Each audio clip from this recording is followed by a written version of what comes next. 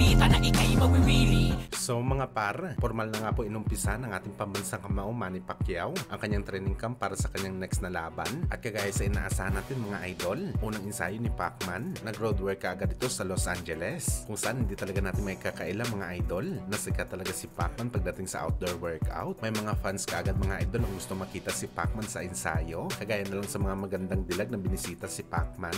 At ayon sa babae mga idol, excited na daw siya sa laban kay Boss Manny. Isa daw ito sa kanyang mga paboritong fighter sa laban, kaya hindi daw nito papalampasin ang laban ni Pacman. Papanoorin niya daw ito ng live. Wala daw paki ang magandang dilag mga idol kung sino ang kalaban ni Pacman, kung si Romero man o di kaya si Mayweather. Basta pupunta daw ito sa laban ni Boss Manny. Susuporta daw ito sa paborito nitong fighter.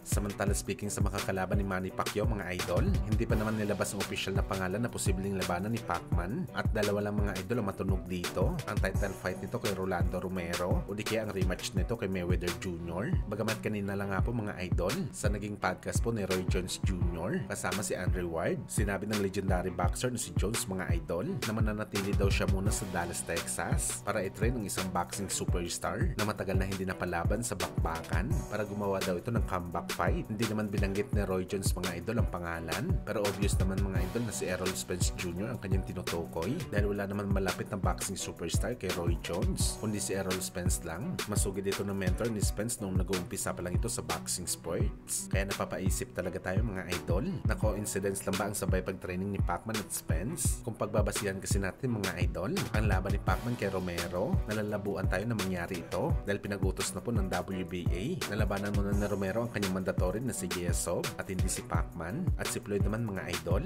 alam naman natin na walang kasiguraduhan na lumaban ito kay Boss Manny. At sa side naman ni Spence, although napabalita na posible daw labanan ni Spence itong si Virgil Ortiz para sa WBC title fight, pero hindi tayo sure dito mga idol dahil hindi naman siguro tangik ang kampo ni Spence na lumaban kay Ortiz na matagal ito hindi napalaban sa bakbakan at kalaban kaagad ito ang halimo at aktibong boxer. Syempre kukuha daw muna sila ng laban na kaya manalo ni Spence. At para sa atin mga idol, swak dito si Pacman sa hinahanap ni Spence. At isa pa mga boss, parehong PBC fighters si Spence at Pacman.